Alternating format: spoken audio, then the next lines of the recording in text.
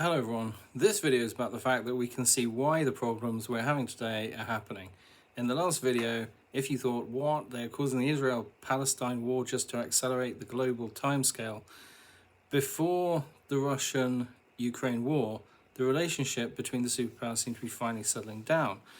And there was talk about reform to the UN Security Council, but now everyone can see there is a major problem with the world system because of who is connected to who in terms of religion, politics, and hence the evolution of the whole world order. It not only diverts media attention from the war in Ukraine, but contributes towards highlighting the problem with the world system, of which the war itself is an actual product.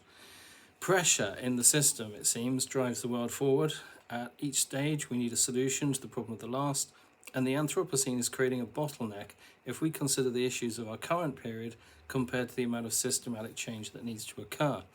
So what is the solution to all this? There are problems in the world today, but we can see why they are happening, and in the Anthropocene we should be able to solve them, as more studies build up on how the world has worked over time.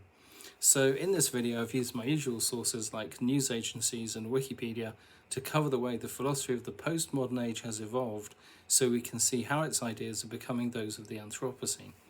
As I've already described in previous videos, we can see how world order has suffered from such extreme problems with regard to its political and economic development, and a fundamental inability to address the issue of the structure of the ages people have lived in. We could say this is because of a lack of dialogue between leaders, or that it is because of the separation of people into nations, ethnicity, religion, or any other factor born out of the way global civilization formed,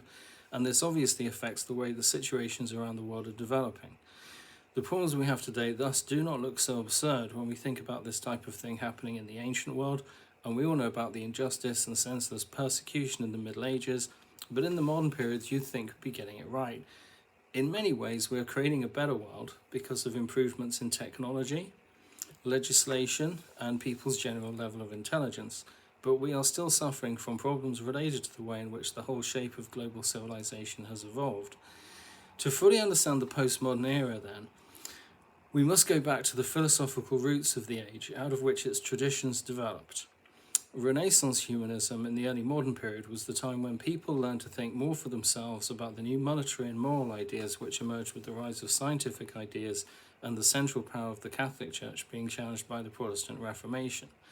This meant the ideas of the 15, 16 and 1700s were those of Descartes, Locke, Newton and Leibniz. This was the time when the Church was shocked to learn that the Earth went around the Sun. Then, in the late modern period, the Industrial Revolution, and we can see the appearance of new political ideas like those involved in the creation of modern capitalism, criticism of which gave rise to the revolutionary ideas of the socialists and then ultimately communism. Then later fascism as the West sought to defend itself from the communist ideology, and revolutions which were being caused in Central Europe, like the Spartacist uprising in Berlin, which had 500,000 people on the streets before the paramilitary opened fire on them, and then the rise of fascism took over. However, due to the way all this occurred through socio-political movements, the idea that people could only understand ideas in relation to their social and economic status was never really addressed, as communism only created an alternative system, and capitalism carried on, backed by the monarchy and church.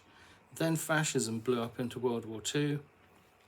and then we've got the postmodern era, so we've got little choice really over the way that happened. And hence, the structure of the postmodern age has brought its own problems. Henceforth, with all the social change which was occurring back then, this gave rise to people needing to reevaluate their lives, and this led to existentialism as a philosophy, which began with Kierkegaard, Nietzsche, and the novelist Dostoevsky. They criticized the type of pure reason used in scientific ideas and concerned themselves with the meaning of life. Its main thinkers included Jean-Paul Sartre, who wrote on the philosophy of individual existence, Martin Heidegger, who proposed that individual souls or geists collectively created the spirit of the age, or Zeitgeist, and Simone de Beauvoir, who shared an open relationship with Sartre and was an influential feminist philosopher. During the 1800s, following US independence and the French Revolution, it was apparent that social change was going to be a problem. While the existentialists conjectured on the purpose of existence, the communist-capitalist divide was allowed to occur. No effort was made to address the rich-poor issue, despite the political extremes it was creating, as it was due to the power of the momentum in the European empires that the belief grew that it was their mission to bring modern government to the rest of the world. During this time, structuralism began to emerge as the main theme in the social sciences and eventually came to supersede existentialism after World War II, as it became apparent there was a problem with the structure of the age. Most notably, it came from scientists like Emil Durkheim, who was concerned with how societies can maintain their integrity and coherence within the context of the social change which was occurring as social and religious traditions became more fragmented due to the power of the Central Catholic Church declining, the seafaring empires of Western Europe rising, which were governed largely by monarchies, and the rise of modern politics. Social institutions had come into being, like the parliaments, yet the monarchy still held power in most European countries, and governments realised they needed to manage societies in order to keep them stable. His first major sociological work in 1893 was The Division of Labour in Society, followed in 1895 by The Rules of Sociological Method, while he set up the first European Department of Sociology. His work shows how structuralism interprets elements of human culture in terms of their relationship with social systems, revealing the patterns which underlie people's behaviour. As we know, the postmodern age began then after World War II, and we must look at the society of the time to see how its philosophy developed, because the structure of ideas is linked to the way that events unfold. As the two sides of the Cold War polarised quickly, there was the need to create stability and balance in the East-West relationship following the modern periods which created the European world economy and those European empires. So having countries from both sides as permanent members of the UN Security Council achieved that, as it created a balance of power which ran through the Cold War, gave the UN the ability to act in any region to keep world peace and stop the type of problems building up which could have led to World War III. To maintain the balance of power, though, both sides conducted deep surveillance and structural analysis of the relationships between the two sides and how the situation around the world was developing, hence giving rise to Washington and Moscow as the world's most important decision-making centres. Structuralism was the mainstream philosophy that was governing this early part of the postmodern period due to the need for both sides not to make a mistake with the issue of nuclear weapons, them having only recently come into existence and while the world needed to find a way of coping with them. However, then we see the shift to post-structuralism as the Cold War tensions eased. The Mutually Assured Destruction Treaty was signed between the US and Soviet Union, and within this phase we can see the shift in the centre of the age, which is where it should be, which is known as the shift from structuralism to post-structuralism. The way this occurred is that postmodern philosophy developed along with the age in a way which moved the world away from the grand narratives of the modern periods, especially those of the European empires, in which the superiority of each was promoted over the others, and away from the series of events which had dominated the early 20th century due to the threat of the nuclear bomb. It became critical of the assumptions of modern ideas relating to culture, identity, history and language, and brought new ideas like difference, repetition, how ideas repeat themselves within cultures and across cultures, tracing ideas back into the way traditions have historically evolved, and hyperreality, the idea that symbolism and ideas used in culture contribute to a hybrid mix of ideas in which the lines between fact and fiction are blurred, which explains all the craziness of the postmodern age, but also all the great movies which, looking back on it, you may have noticed have introduced millions of ideas about the situation we're evolving in and how different aspects arise of how we are solving the contemporary problems of the age we live in, how we see other previous ages, and the rise of science fiction is addressing the issues of future society. However, the problem with this is that it became criticised for denying that any kind of objective reality existed or that there are any objective moral values. And in solving this problem over time, we can see the need to shift to a more objective overview, which eventually came with satellites and the worldwide internet. Through these, the information revolution began to accelerate rapidly as it became normal for people to make comparisons between social systems and understand the global picture. This all started with television, as people could see places and events around the world, but with computers came the ability for people to communicate between themselves, publish user-generated content, run training courses, websites, and trade online. Growth in the online banking system and the smartphone network meant people shifted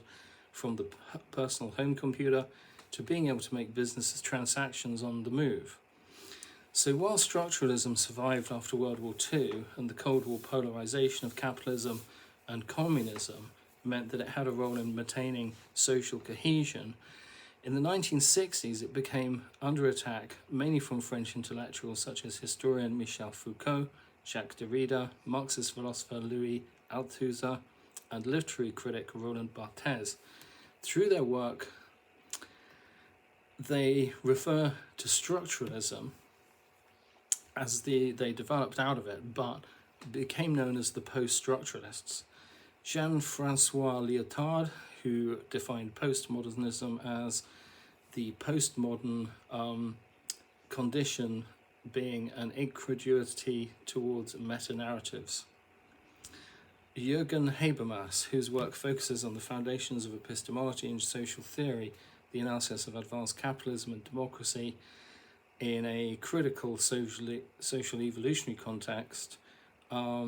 was also accompanied by Paul Feyerabend, who wrote Against Method in 1975, arguing there are no universally valid methodological rules for scientific inquiry, and amongst others, science in a free society.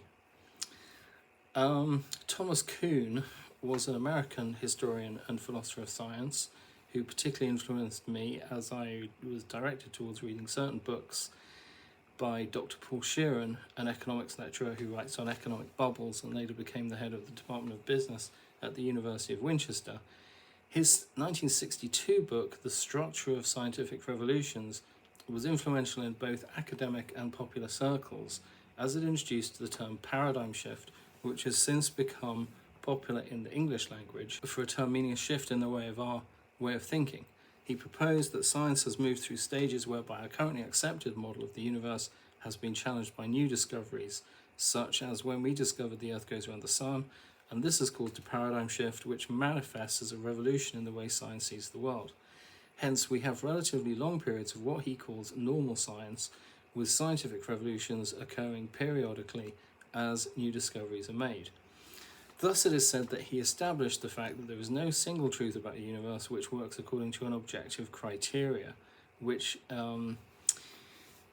means that what we believe is true must be continually redefined by the continuing investigation of the scientific community. However, what I realized was that as the world gets faster over time, scientific breakthroughs become more frequent, and what ends up happening is there are so many scientific revolutions happening at any given moment that we're living in a state of continual change. In the middle of the postmodern era, we can see the shift from structuralism to post-structuralism occur as Cold War tensions eased and people were seen more as individuals. The world moved away from the idea that we function according to pre-established socially constructed structures. A large part of the reason for this was the acceleration of technology that we've seen in globalization, the need for the capitalism mission to succeed with the pressure put under it by communism, and hence many of the methods found in consumerism, marketing techniques, and modern customer service. Individuals thus came to be studied more in terms of their relationship to systems of power in order to identify their needs, voting biases, and tastes. So the focus makes more of a distinction between the individual and the system. This correlates with the widespread ownership of motor vehicles, television sets, and other electrical appliances, secure wages, and the workforce spending more money on leisure activities. Michel Foucault was a French philosopher, historian of ideas, writer, political activist, and a literary critic who was primarily focused on the relationship between power and knowledge and how they've been used in various forms of social control through societal institutions. He influenced future research into various fields, including psychology, sociology, anthropology, and communication studies. Jean Baudrillard was a French sociologist, philosopher, and poet. He focused on media, contemporary society, and technology, and introduced the idea of hyperreality. He wrote about consumerism, critique of the economy, Western foreign policy, and popular culture. Since then, the rise of computer technology, the mathematical modelling of reality, and its representation through computers meant that post-structuralism merged into the computer age, as it solved the problem of where to go next, given that people have questioned the meta-narratives of the social structures and their influence on individuals. Thus, new ideas appeared with new authors, which we can see starting really with people like Richard Feynman, who wrote on the idea that mathematics is not the solution to anything in itself, as the solution to the problem is that we must start seeing the world more holistically. And the new wave began to evolve out of the old, as we see him talking about how to solve human problems. And so we can see the world heading towards the Anthropocene in this sense, as his holistic approach incorporated issues like equality, poverty, and the environment. Then into the 80s and 90s, James Gleick wrote on the implications of chaos theory, in the sense that the universe contains aspects which are entirely beyond our comprehension, and this represents the ultimate challenge to conventional, traditional, and linear thinking. Paul Davies, who wrote on our concept of time as humans being relative to the observer, while clock time is fixed, so ultimately we must question our whole concept of system and consider the idea of the human being as being entirely separate from it. John Gribbin writes on quantum physics, human evolution, climate change, and global warming.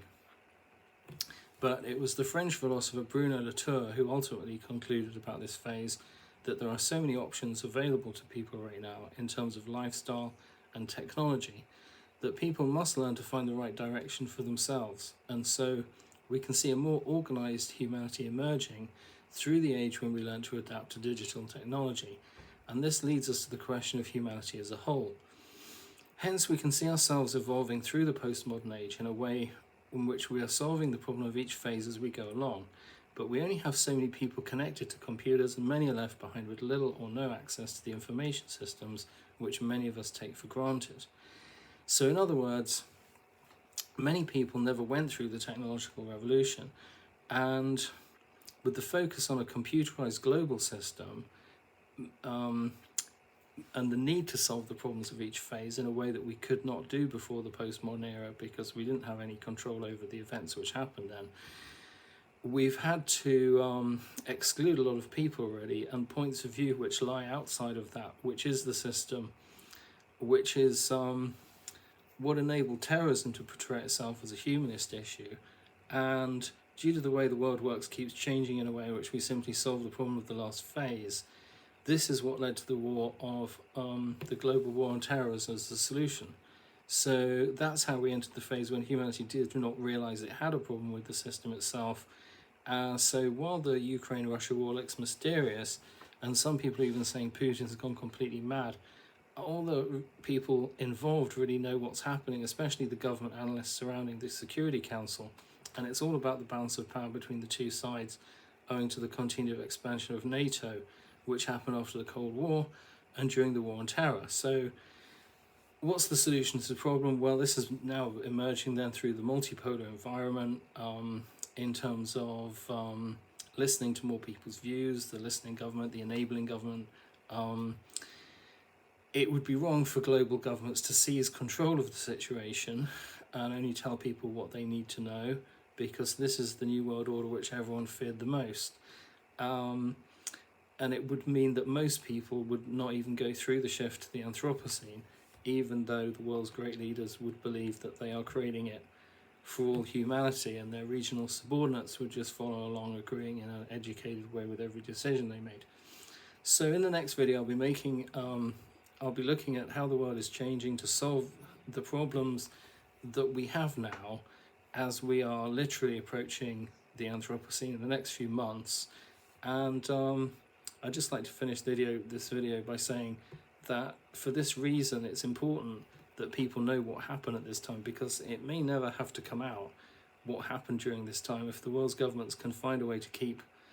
most people happy in the moment, then they can carry on winning votes and solving problems of each phase as we go,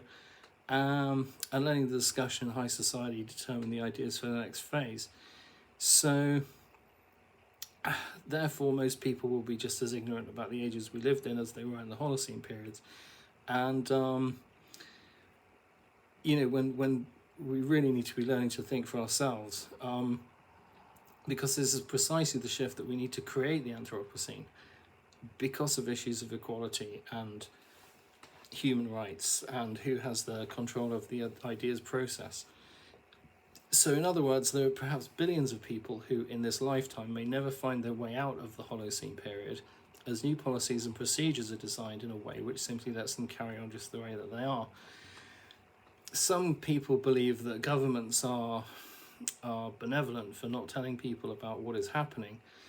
but as it lets people live their own lives and carry on their traditions, but actually failing to update them about the impact of change on global society means that they will be effectively left behind in the shift to the Anthropocene. So this has massive social and political implications, and the benefits which it could bring to humanity means that we should all be able to discuss the issue in a contemporary way and not retrospectively having to realise who we could have been. So in the next video, I'm going to be looking at how the world's changing in practical terms, as we're in the last few months now before the Anthropocene. In the meantime, if you like this video, click the like button, share if you think it was important, and subscribe to support this channel.